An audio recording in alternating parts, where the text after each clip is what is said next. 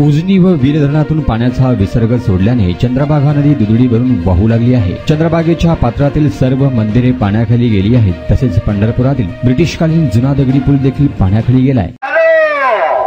खबरदार खबरदार खबरदार नागरिकांनो, विशेषतः नदीकाठी राहणाऱ्या सर्व नागरिकांना पंढरपूर नगर परिषद सतर्कतेचा आदेश देत आहे। आपल्या भीमा नदीच्या पात्रामध्ये वीर धरणातून पाण्याचा येणारा विसर्ग वाढत असल्यामुळे नदीकाठी राहणाऱ्या सर्व नागरिकांना वाढलेल्या पाण्याचा सामना करावा लागेल। आपल्या भीमा नदीची पातळी वाढत आहे। आपण सर्वांनी सतर्क राहावे।